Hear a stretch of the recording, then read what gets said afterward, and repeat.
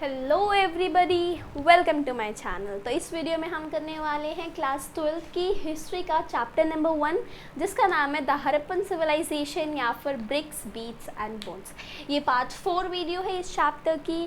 पहले के parts already uploaded है, मीन्स टॉपिक 3 तक हमने ऑलरेडी पढ़ा दिया है। अगर आपने वो वीडियोज़ अभी तक नहीं देखी हैं, गो एंड सी देम। तो चलिए इस वीडियो में हम अपना शुरू करते हैं टॉपिक नंबर 4, जिसका नाम है ट्रेसिंग सोशल डिफरेंसेस। तो इस टॉपिक में बेसिकली हम क्या पढ़ने वाले हैं कि उस टाइम पे, मतलब जो हड़प्पन सिविलाइजेशन का टाइम पीरियड है 2600 BC टू 1900 BC, उस टाइम पे सोशल और इकोनॉमिक डिफरेंसेस थे उस कल्चर में या नहीं थे। अब मैंने आपको बताया था हड़प्पन सिविलाइजेशन को हम मैच्योर हड़प्पन कल्चर नाम से भी जानते हैं। तो हम जानेंगे कि mature Harappan culture time period में सोशल और इकोनॉमिक डिफरेंसेस थे या नहीं थे। इकोनॉमिक ऑफ कोर्स आपको पता है पैसे से रिलेटेड है, वेल्दी रिच पुअर डिफरेंस था या नहीं था। एंड सोसाइटी में मीन्स लाइक किंग क्वीन किसको ज़्यादा माना जाता था, वाज देयर समवन सुपीरियर और समवन द लोअर वन, मतलब कोई सुपीरियर था उस टाइम पे और द इंफीरियर वन। तो वो हम पढ़ने वाले कि सोशल और इकोनॉमिक डिफरेंसेस उस टाइम पीरियड पे थे या नहीं थे। अब आपको पता है history is all about evidences. तो अब हमको कुछ सबूत चाहिएगा ये कमिट करने के लिए कि येस देयर वर डिफरेंसेस। तो वो हमें कैसे पता चलेगा? With the help of burials and the luxuries. Luxuries means about the artefacts, जो उस टाइम पे वो लोग यूज़ करते थे, द आर्टिफैक्ट्स, उससे हमें पता चलेगा। And secondly the burials. Burials मतलब कब्र, अगर आप हिंदी में से बोलो तो कब्र। तो उससे हमें पता चलेगा कि सोशल और इकोनॉमिक डिफरेंसेस थे या नहीं थे। तो let's go deep into the topic burials. तो अभी बरियल्स को हम किस लिए पढ़ रहे हैं? जो हमारे आर्कियोलॉजिस्ट थे उन्होंने बरियल्स को स्टडी करा to know about the social and economic differences. जो हड़प्पन साइट्स हैं, जो हड़प्पन साइट्स मिली है हमें, उन साइट्स में जो बरियल्स, जो भी डेड थे, जो भी डेड होता था, जो मर जाता था, उसे पिट में डिपॉजिट करते थे। उसमें पिट क्या, एक होलो स्पेस है, एक ऐसी जगह होती थी उनके अंदर उन्हें डाला जाता था। सो इन हड़प्पन साइट्स डेड्स वर लेड इन दी पिट्स। पिट्स क्या है? एक हॉलो स्पेस है। अब आप देखोगे हड़प्पन साइट्स में आपको देखने को मिलेगा पोट्री और ऑर्नामेंट्स को वो डेड पर्सन के साथ उस पिट में डालते थे। सो व्हाट दिस शोज कि वो जो हड़प्पन के पीपल हैं, they believe in the after life. After life means after being dead, मरने के बाद भी एक दूसरी लाइफ होगी, दोबारा रीबर्थ होगा और उसमें ये इन ऑर्नामेंट्स और पॉटरी को यूज़ करेंगे। So means Harappan people believed in the after life. अब मैं आपको एक और एग्जांपल बताती हूँ, जैसे इजिप्ट है। इजिप्ट में अगर आपने देखा होगा पिरामिड्स, आप सबने सुना होगा इजिप्ट के पिरामिड्स होते हैं। वो जो पिरामिड्स हैं वे उनके नीचे ज़्यादातर क्या मिला है? जो रॉयल, जो बड़े बड़े फैमिलीज से होते थे, उनकी वो बरियल ग्राउंड है। जो पिरामिड है ना, पिरामिड के नीचे हमें बहुत सारा वेल्थ एक्यूमुलेट मिला है। It shows that's the burial ground of the royal people. तो इजिप्ट में क्या दिखाया गया है कि वेल्थ डिपॉजिट करते थे इन द बरियल ग्राउंड्स। पर लेकिन हड़प्पन साइट्स में जो हड़प्पन के लोग थे, they did not believe in putting the precious things along with the dead body. So Harappan के जो लोग थे, दे डिडंट बिलीव कि प्रीशियस थिंग्स को हम रखें इन द पिट और द बरियल ग्राउंड्स। जो हड़प्पन के साइट्स है वहाँ पे हमें ज्वेलरी भी मिली है विद दी डेड बॉडी, और वो जो ज्वेलरी वो हमें दोनों के साथ मिली है, मेल बॉडी के साथ भी, फीमेल बॉडी के साथ भी। So this shows that there was no gender discrimination, क्योंकि मेल और फीमेल दोनों के पास मिली है। फिर एक एग्जाम्पल दे रखा आपकी बुक में, 1980s में एक हमें मेल स्कल मिला है। उस मेल स्कल के साथ हमें जेस्पर बीड, जेस्पर एक इम्पॉर्टेंट स्टोन है, एक स्टोन है ये जेस्पर। तो स्टोन के बीच मतलब मोती होते हैं अगर आप हिंदी में बात करो तो, प्लस हंड्रेड्स माइक्रो बीड और भी हमें बीच मिली, अलग अलग तरह की जेस्पर बीच मिली है, और कॉपर मिरर मिला। आपकी बुक में भी आपको एक फ़ोटो दिख रही होगी, एनसीईआरटी बुक में कॉपर मिरर भी हमें 1980s में मिला है। तो ये क्या शो करता है कि हड़प्पन जो थे वो ज़्यादा बिलीव नहीं करते थे कि प्रीशियस थिंग्स को भी डिपॉजिट किया जाए बरियल ग्राउंड में या फिर पिट्स में। आई होप आपको बरियल वाला टॉपिक अच्छे से समझ आया होगा। Let's come to topic 4.2। 4.2 शुरू करने से पहले I will say do subscribe my channel if you haven't yet and press the bell icon ताकि आपको नोटिफिकेशन मिल जाए।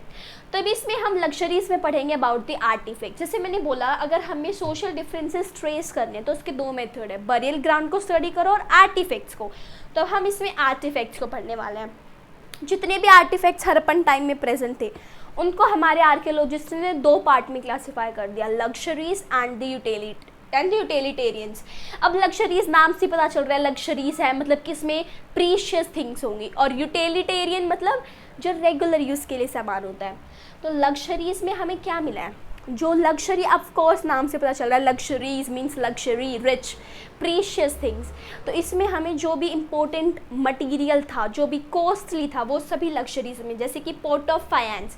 फायंस क्या है, फायंस एक ऐसा पोर्ट है, इस तरीके से बनाया गया है ये फायंस, जिसमें देखो आपको सैंड प्लस कलर प्लस गम, तो इन सबको मिक्स करके, सैंड या सिलिका इन सबको मिक्स करके ये फैंस बनता था। मतलब कि ये कॉम्प्लेक्स प्रोसेस था बनाने का, इसलिए ये एक इम्पोर्टेंट मटेरियल है और इसे लग्जरीज में रखा गया है। Then we have gold. Of course gold, आज के टाइम में भी gold is considered as luxury. Of course I think you agree ना, गोल्ड को लग्जरी मानते हैं, तो उस टाइम पे भी gold was considered as luxury material. और होर्ड्स का मतलब होता है बहुत सारे अमाउंट में इकट्ठा करा हुआ, तो हमें गोल्ड भी देखने को मिला है हड़प्पन साइट्स पे। आप आगे पढ़ोगे चैप्टर में, तो जो ये पोर्ट ऑफ फायंस और जो गोल्ड है ये हमें लग्जरीज के अंदर काउंट किया गया है, luxuries material. Then I said utilitarians, जो जितने भी आर्टिफैक्ट्स है उसको 2 पार्ट में डिवाइड किया गया है, लग्जरीज एंड यूटिलिटेरियंस। यूटिलिटेरियंस मतलब जो हम रेगुलर डेली बेसिस पे यूज़ करते हैं, और यूटिलिटेरियंस में we have pottery, flesh rubber. Flesh rubber को आप स्क्रबर भी कह सकते हो, बॉडी स्क्रबर जब नहाते वक्त आप यूज़ करते हो। निडल्स, क्वांस, ये काली बंगाल मतलब कि स्मॉल सेटलमेंट्स पे मिला है क्वांस। अब आपने क्वांस आपने बुक में पढ़ा होगा, एक वो दे रखा है बॉक्स। क्वांस मतलब अगर आप हिंदी में बात करो सिलबट्टा, मतलब कि उस पर ऐसे रख के it's use for mixing the spices and all, grinding the spices, so that's the querns. तो ये यूटिलिटेरियन है। यूटिलिटेरियन मतलब कि जो कॉमन पीपल यूज़ करते थे। यूटिलिटेरियन आपको नाम से तो चल रहा है डेली बेसिस यूज़ के लिए है। वहीं पे लग्जरीज जो है वो इम्पोर्टेंट मटेरियल है। अब देखो इम्पोर्टेंट है, अब ये देखेंगे कि कौन से एरिया में हमें मिला है, कहाँ पे लग्जरीज मिला है, कहाँ पे यूटिलिटेरियन मिला है। ऑफ कोर्स लग्जरीज है तो वो हमें बड़ी सेटलमेंट पे मिलेगा, ह्यूज सेटलमेंट पे, जैसे कि मोहनजोदारो एंड हड़प्पा। हमें लार्ज सेटलमेंट्स पे लग्जरीज आइटम्स, लग्जरीज आर्टिफैक्ट्स देखने को मिले हैं, और जो यूटिलिटेरियंस है वो हमें स्मॉल सेटलमेंट जैसे कि कालीबंगान, चानुधारो एंड ऑल।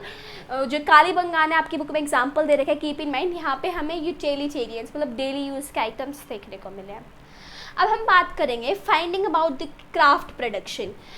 ये नेक्स्ट टॉपिक है, आपको ये समझ आ गया होगा I think, tracing social differences, कि हम सोशल डिफरेंसेस को किस बेसिस पे ट्रेस कर सकते हैं। 2 बेसिस हैं, स्टडिंग द बरियल्स, बरियल को पढ़ने के लिए बरियल को पढ़ो, and second is the artefacts. Burials में हमने देखा कि हड़प्पन जो थे वो प्रीशियस थिंग्स को विद द बॉडी पुट करने में बिलीव नहीं करते थे, और then we have seen in the artefacts luxuries and the utilitarian.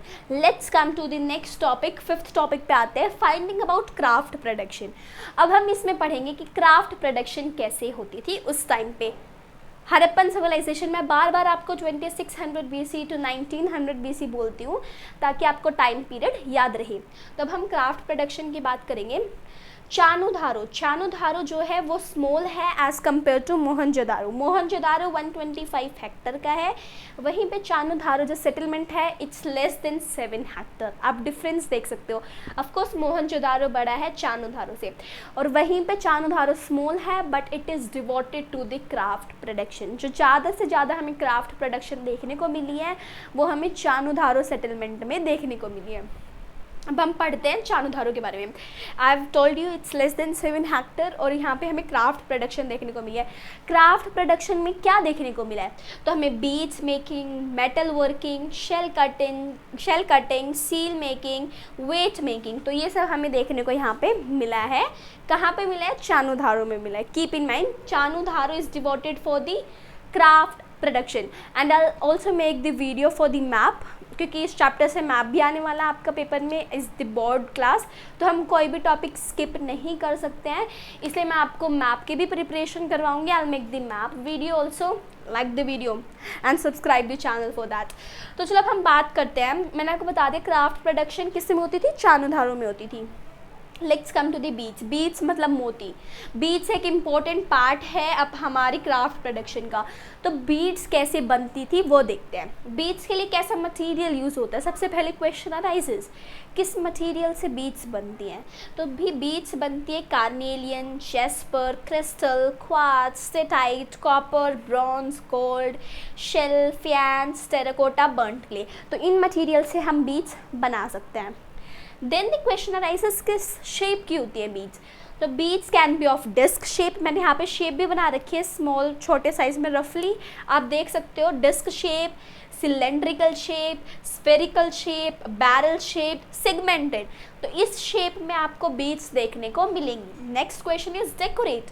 हम बीड्स को कैसे डेकोरेट करते हैं। So number 1, paint. पेंट करके ऑफकोर्स पेंटिंग से आप डेकोरेट कर सकते हो।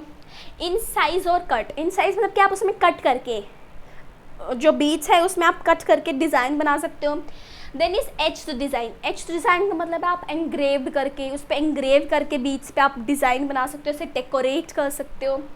Next is techniques. क्या टेक्निक यूज़ होती है बीड्स बनाने में। Number 1 is steatite. स्टेटाइट आप देखोगे अगर स्टेटाइट एक सॉफ्ट पाउडर है।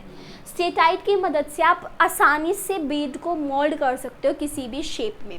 तो जो स्टेटाइट है ये एक सॉफ्ट पाउडर है और इसकी मदद से आप बीड्स मतलब मोती को किसी भी तरह की शेप दे सकते हो, मोल्ड कर सकते हो किसी भी शेप में, किसी भी ज्योमेट्रिकल शेप में। Next is carnelian. कार्नेलियन क्या होता है वो मैं आपको बताऊंगी। कार्नेलियन भी एक मटेरियल होता है।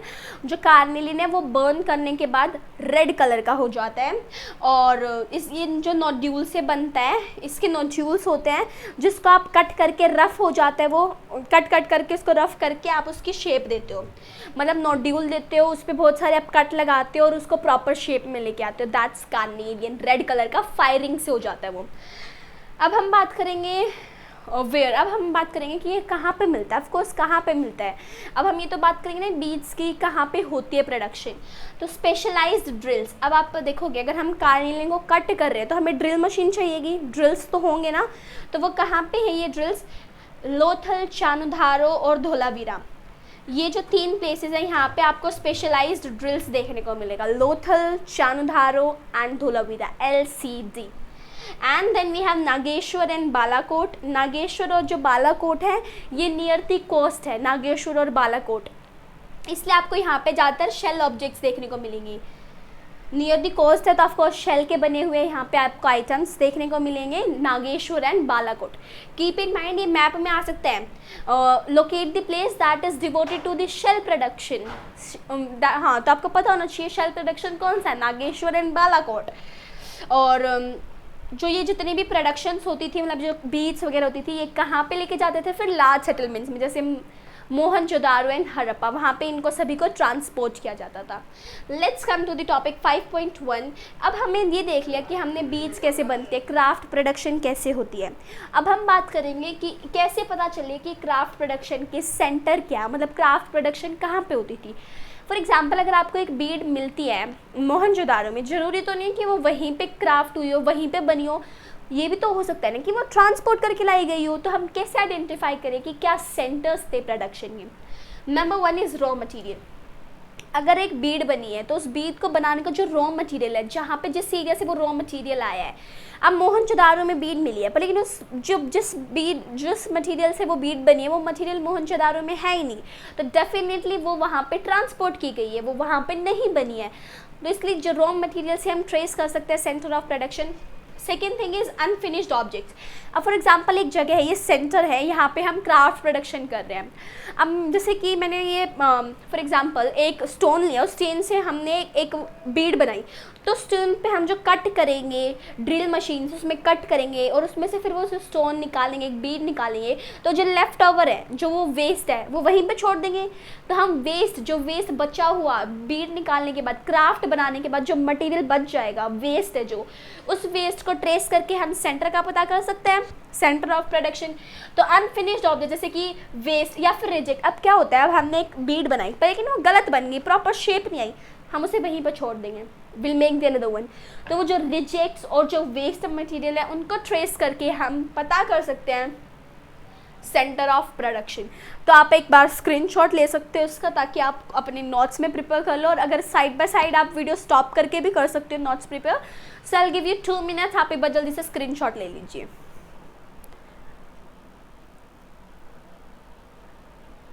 ओके, आई होप आपने स्क्रीनशॉट ले लिया होगा। So I will say that was all for today. और अब मैं आपको एक, ये तो डिटेल सीरीज चल रही है पूरी क्लास 12 की हिस्ट्री की बुक की। अब उसके बाद मैं आपको 1 शॉट वीडियो भी बना के दूंगी, जिसमें एक ही वीडियो में 1 शॉट में हम पूरा चैप्टर कंप्लीट करेंगे। वो डिटेल में नहीं होगा, क्योंकि एग्ज़ाम टाइम पे क्विक रिवीजन के टाइम पे आपको वो हेल्प करेगा। पर लेकिन अब ये डिटेल सीरीज चल रही है, तो डिटेल में एक चीज़ों को पढ़ो। आई होप आपको समझ आ गया होगा चैप्टर टॉपिक 5 तक। सो नेक्स्ट वीडियो में मिलते हैं विद द नेक्स्ट टॉपिक, और तब तक वीडियो को लाइक करो, चैनल को सब्सक्राइब करो और बेल आइकन को प्रेस करो, ताकि आपको नोटिफिकेशन टाइम पे मिल जाए। Thank you.